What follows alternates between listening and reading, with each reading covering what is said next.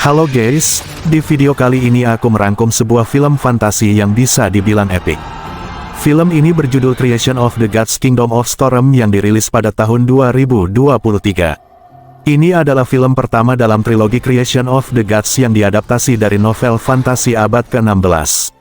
Filmnya sendiri menceritakan tentang sebuah kisah luar biasa yang menciptakan kembali perang mitos berkepanjangan antara manusia, makhluk abadi, dan juga monster yang terjadi lebih dari 3000 tahun yang lalu. So, tanpa berlama-lama, langsung aja kita ke alur ceritanya.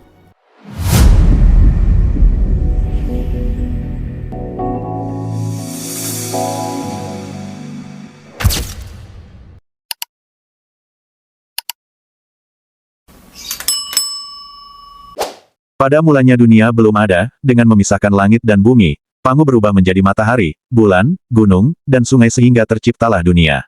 Noah membuat patung dari tanah liat, meniupkan roh ke dalam patung itu sehingga terciptalah manusia. Sebelum meninggal, Noah meninggalkan pusaka suci yang disebut Feng Shenbang, dan memerintah Dewa Kunlun untuk menjaganya. Pusaka itu punya kekuatan yang bisa menyelamatkan dunia dan hanya bisa dibuka oleh raja dari segala raja.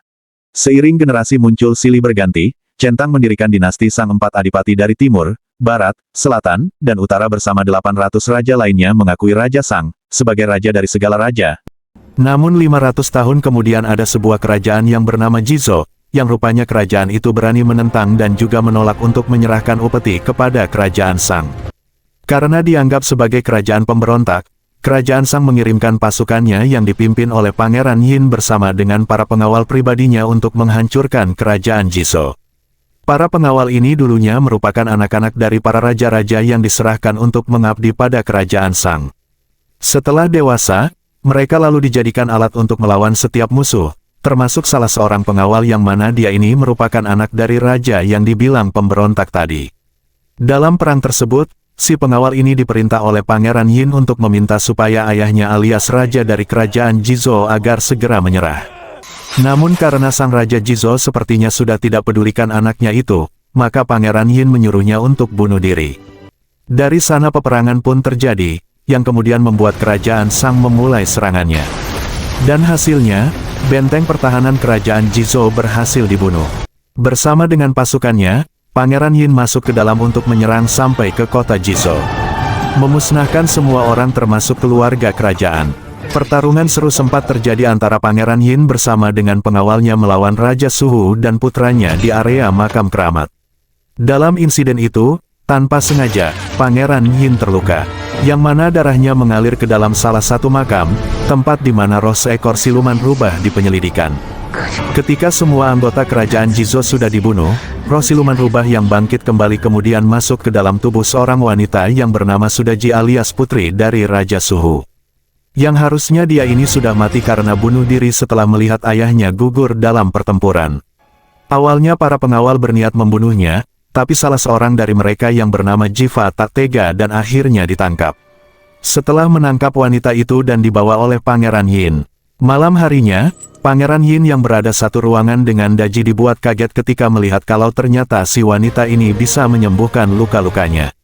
Bukan cuma itu, Daji juga mengatakan kalau dia tahu betul apa yang dimau oleh sang pangeran, yaitu si pangeran sebenarnya kepingin banget menjadi seorang kaisar. Esok harinya, Pangeran Yin bersama dengan semua pasukannya, tiba di kerajaan Sang sambil membawa kepala raja pemberontak yang kemudian diberikan kepada kaisar alias ayahnya sendiri. Karena dia ini anak kedua, Yin juga tak lupa memberi oleh-oleh kepada abangnya berupa bendera kerajaan Jizo yang sudah diturunkan. Dia belum tahu kalau ini merupakan bagian dari rencana Yin untuk menggulingkan kaisar. Jadi si Daji yang diberikan secara cuma-cuma itu ternyata hanyalah umpan untuk membuat abangnya yang dirasuki oleh siluman rubah. Di mana pas mereka lagi merayakan pesta kemenangan, tiba-tiba si pangeran pertama malah menusuk ayahnya sendiri menggunakan pedang. Melihat kejadian itu, semua orang langsung bingung, mau ditangkap tapi dia pangeran sekaligus pewaris tahta. Di sini tiba-tiba pangeran pertama kemudian berniat membunuh Pangeran Yin. Untungnya, Jiva dengan cepat mencegahnya, yang malah berakibat terbunuhnya sang pangeran. Tahu kalau dirinya membunuh pangeran, sempat membuat Jiva pasrah dengan hukuman yang akan dia terima. Tapi di sini Pangeran Yin membela pengawalnya itu. Karena dengan begitu, semua rencananya berjalan dengan mulus. Kemudian pindah ke tempat para dewa yang ada di Gunung Kunlun. Di sini beberapa dewa tertinggi tampak lagi berkumpul dan membicarakan perihal untuk menjalankan sebuah misi. Yaitu, menyerahkan pusaka Fang Shenbang kepada raja dari segala raja atau Kaisar Shang. Seperti yang diceritakan di bagian awal tadi, tujuan diberikan pusaka tersebut adalah untuk mencegah adanya kutukan yang sudah diramalkan oleh Dewi Nuwa. Dan jika Sang Kaisar bisa membuka segelnya, maka dia akan mendapatkan kekuatan yang bisa menghapus semua kutukan di dunia ini. Di sini ada seorang dewa yang bernama Jiang Xia, yang menawarkan diri untuk melakukan misi tersebut. Jiang Xia menganggap kalau dirinya lebih muda dan juga ilmunya masih berada di bawah para dewa yang lain. Cuma masalahnya, bagi para dewa yang berani menyentuh pusaka Fang Shenbang, maka dewa tersebut bakal kehilangan kekuatannya. Dan tak bisa kembali lagi ke Gunung Kunlun. Karena si Jiang Xia ini tak keberatan dengan hal itu, dia lalu membawa dua muridnya yang akan menemaninya dalam perjalanan ke Gunung Kunlun. Dan mereka bernama Nacha dan juga Yang Jian atau Dewa Erlang. Balik lagi ke kerajaan Shang, yang sekarang si Pangeran Yin sudah resmi menjadi seorang kaisar. Dalam perayaan tersebut, seorang peramal diminta untuk meramalkan nasib dari dinasti Shang di masa depan. Tapi hasilnya ternyata tak sesuai yang diharapkan. Di mana di dalam ramalan tersebut, dikatakan kalau dinasti ini akan hancur karena adanya suatu kutukan. Si peramal lalu mengatakan kalau ada satu cara supaya kutukan itu tak jadi menimpa negeri ini. Yaitu, Sang Kaisar harus mau mengorbankan dirinya sendiri dalam kobaran api besar. Persis seperti yang dilakukan oleh leluhur mereka atau pendiri dari dinasti Shang. Yang pada waktu itu, dinasti Shang dibentuk dengan melakukan banyak banget pembunuhan. Makanya si kaisar pertama dari dinasti Shang rela mengorbankan dirinya demi mencabut kutukan itu. Mendengar berita mengerikan tersebut, sang kaisar baru saja panik. Bahkan putranya yang bernama Yin Jiao yang merupakan sahabatnya Jiva mengusulkan supaya dia aja yang dilantik menjadi raja demi menggantikan sang ayah. Namun rupanya si kaisar dengan berani memilih untuk mengorbankan dirinya demi menyelamatkan dinasti ini. Malam harinya, Jiao bertemu dengan ayahnya demi membujuknya supaya mau memberikan tahtanya. Tapi di tengah jalan, tiba-tiba dia melihat seekor siluman rubah yang lagi memangsa manusia. Dengan cepat, Jiao bersama dengan Jiva lalu mengejarnya, yang ternyata siluman itu sampai masuk ke dalam ruangan kaisar. Beberapa hari kemudian, seorang raja dari kerajaan Siki yang bergelar adipati dari wilayah barat, berencana untuk mengunjungi kaisar dalam rangka menyerahkan upeti, sekaligus menemui anaknya yang tak pernah dia lihat sejaknya. Sejak 8 tahun yang lalu, yaitu si Jiva. Kita panggil saja bapak ini sebagai adipati dari barat aja ya, biar tidak ribet. Sementara itu, Jiang Xia yang sekarang sudah menjadi manusia, tiba di benteng kerajaan Shang bersama dengan dua muridnya. Karena tak bisa masuk dan terlihat mencurigakan, mereka akhirnya malah dibawa oleh para penjaga ke suatu lokasi, untuk dipaksa bekerja bersama dengan para budak. Dari sana, salah seorang penjaga yang mungkin kesal melihat orang tidak ada yang bekerja, kemudian berniat menghukum mereka menggunakan cambuk. Namun untungnya, dengan cepat Nacha menghalau serangan tersebut, dan dari sana orang itu lalu dilempar. Tapi akibat dari lemparan tadi, malah membuat satu ekor gajah jadi panik, yang kemudian menyebabkan bongkahan kayu besar terlihat terjatuh, dan akan melukai para pekerja. Untungnya, setelah mendapati pekerja, dapat restu dari guru mereka, Nacha dan Erlang dengan cepat berhasil menyelamatkan para pekerja. Jiva dan Jiao yang kebetulan melihat kejadian tadi, lalu membawa para dewa ini untuk menghadap kaisar. Yang pada saat yang bersamaan, si kaisar rupanya lagi bertemu dengan seorang siluman, yang menyamar sebagai penyihir, yang bernama Shen Gongbao. Ternyata, maksud kaisar tersebut bertemu dengan si penyihir, adalah untuk meminta bantuan, supaya mencari cara bagaimana agar ia tidak mati terbakar, pada saat si kaisar mengorbankan dirinya. Singkat cerita, bertemulah kaisar dengan Jiang Xia, yang datang sambil memberikan pusaka Fang Shenbang, yang berfungsi untuk menghilangkan kutukan. Namun, setelah mendengar penjelasan dari Shen Gongbao, kalau pusaka tersebut bisa memberikan kekuatan dahsyat dari setiap korban manusia, tiba-tiba, si kaisar jadi punya rencana lain. Dari sana, kaisar lalu ingin membuktikannya dengan menusuk salah seorang pembantunya. Kaget dengan apa yang baru saja dilihatnya, Jiang Xia yang tadinya berniat memberikan pusaka tersebut, kini memutuskan untuk tidak jadi memberikannya.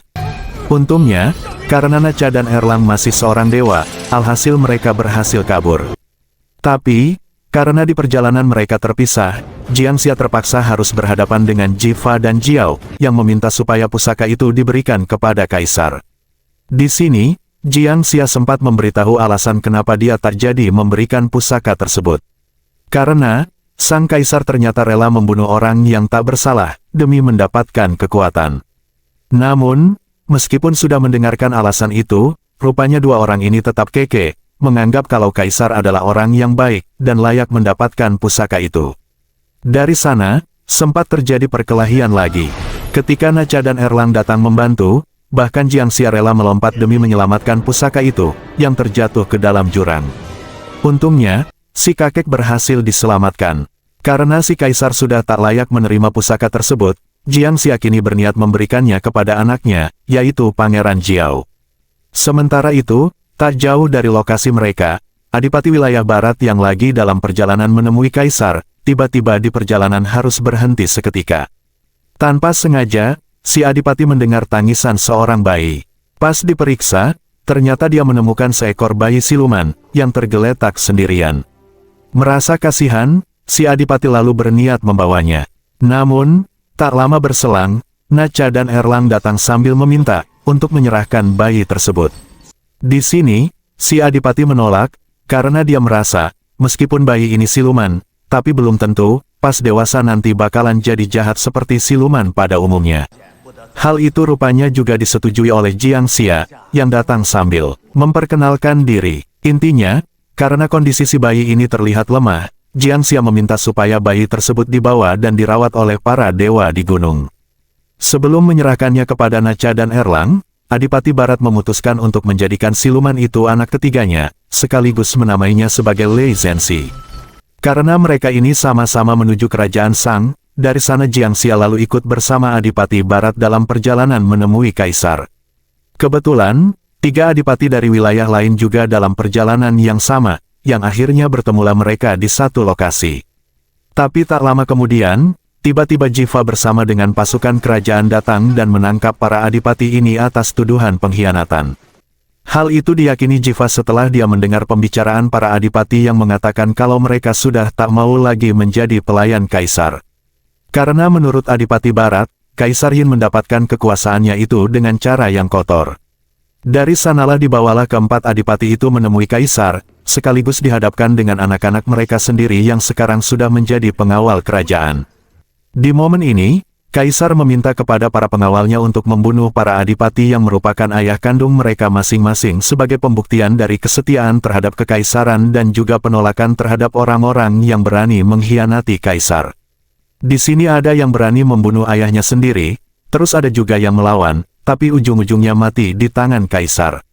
Ada juga yang ayahnya sengaja menusukkan diri supaya anaknya bisa tetap hidup.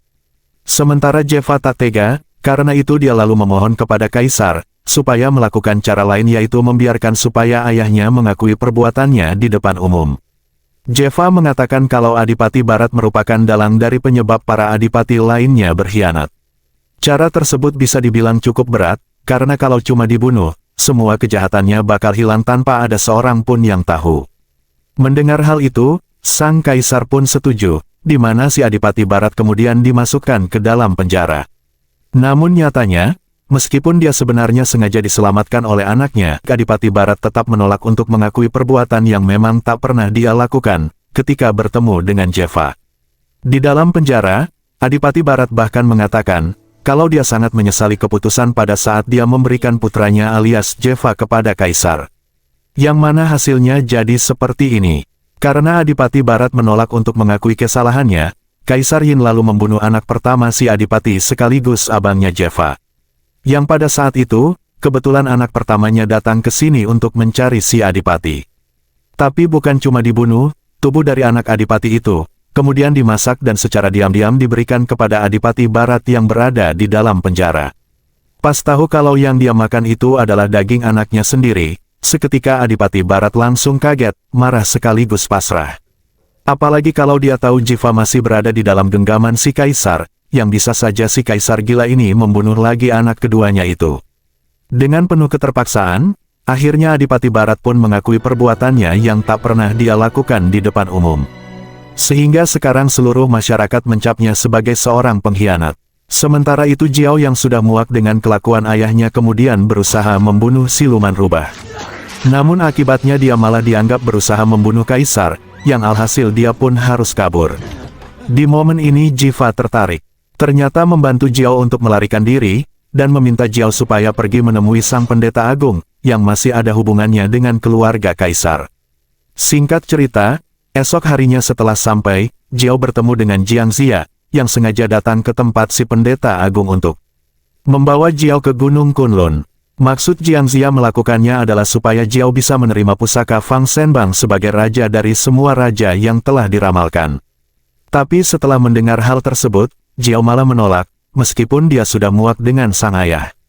Tapi dia menganggap kalau apa yang dilakukan ayahnya itu semata-mata karena dia sudah terkena sihir dari siluman rubah. Tapi di sini Jiang Xia mempertanyakan, bagaimana kalau si kaisar tidak terkena sihir siluman rubah? Yang artinya, si kaisar memanglah orang jahat beneran. Dari sini, si pendeta agung lalu mempunyai sebuah rencana, yaitu dia berencana memanggil kaisar bersama Daiji untuk meminta doa restu kepada para leluhur. Jadi si pendeta agung berniat untuk membuktikan kalau tubuh Daiji selama ini dikuasai oleh siluman rubah. Dan jika itu benar, maka kaisar diminta untuk membunuh makhluk itu. Singkat cerita, begitu kaisar bersama dengan Daiji datang, si pendeta agung langsung memberikan salah satu dari jantungnya. Dan meminta Daiji supaya memakannya. Yang mana seketika itu juga, siluman rubah lalu menampakkan wujudnya. Namun alih-alih akan membunuhnya, si kaisar malah membelanya. Yang mana ini membuktikan kalau dia tidak terkena ilmu sihir dan memang mempunyai niat yang jahat. Jadi si kaisar ini rupanya tak peduli siapapun itu. Selama dia memuluskan langkah kaisar, maka dia akan tetap dibela. Meskipun harus mengorbankan nyawa orang lain. Dari sana, Jiao kemudian ditangkap dan rencananya besok akan dihukum mati. Jiva yang ketahuan bersekongkol dengan Jiao, sang kaisar masih memberikan satu kesempatan lagi. Tapi kali ini, dia harus membuktikan kesetiaannya dengan cara membunuh ayahnya sendiri alias Adipati Barat. Esok harinya pas acara hukuman mati si Jiao, Jiva rupanya datang menghadap kaisar. Sambil membawa kepala ayahnya, tapi ternyata Jiva tidak benar-benar membunuh ayahnya. Di mana ternyata kepala yang dikasih itu palsu. Sementara sang ayah yang masih hidup sebenarnya diminta untuk pulang kembali ke kerajaan Shiki. Di sini rupanya Jiva bersama teman-temannya berniat menyelamatkan Jiao. Tapi sayangnya nyawa Jiao tak tertolong karena dia sudah keburu dipenggal. Pertempuran melawan pasukan kerajaan Shiki, yang sampai-sampai membuat Jiva kewalahan ketika berhadapan dengan kaisar. Namun dalam satu momen Jiva berhasil menjatuhkan kaisar dan membuatnya terbunuh. Sementara itu, Naka bersama dengan Erlang yang datang terlambat diperintahkan oleh Jiang Xia untuk membawa tubuh Jiao ke Gunung Kunlun. Belum jelas itu mayat mau diapakan. Tapi yang pasti Naka dan Erlang dengan cepat membawa tubuh Jiao keluar. Setelah mengalahkan kaisar, Jiva, Jiang Xia dan semua anak buahnya berniat untuk pergi. Tapi tiba-tiba di sini Shen Gongbao muncul, di mana siluman ini rupanya membangkitkan satu patung raksasa yang kemudian menggunakannya untuk memburu Jiang Xia. Demi mendapatkan pusaka Fang Shenbang. Di lain sisi, Adipati Barat yang lagi dalam perjalanan pulang, tanpa diduga dihentikan oleh pasukan kerajaan yang ada di perbatasan. Pada saat dia akan ditangkap, tiba-tiba muncul satu ekor makhluk yang kemudian menolongnya. Ternyata sosok yang menolongnya ini adalah Lei Zhenxi, siluman yang sebelumnya diangkat menjadi anak ketiganya yang sekarang dia sudah tumbuh dewasa. Balik lagi ke Jiva yang sekarang masih terus dikejar, karena yang diincar adalah Jiang Xia. Jiva lalu menyamar sebagai Jiang Xia, di mana dia berhasil memancing makhluk jadi-jadian itu sampai ke ujung tebing. Dalam kejadian itu Jiva masih selamat. Dari sana Jiva kemudian pulang kampung ke negara Shiki. Dan ketika sudah sampai, dia pada akhirnya bisa bertemu kembali dengan ayahnya yang sudah pulang duluan. Dan film pun selesai. Oke guys, itu dia alur cerita film Creation of the Gods, Kingdom of Storms. Buat kalian yang suka dengan alur film ini, jangan lupa tinggalkan jejak kalian dengan cara subscribe. Aku pamit undur diri, sampai jumpa di alur cerita film selanjutnya.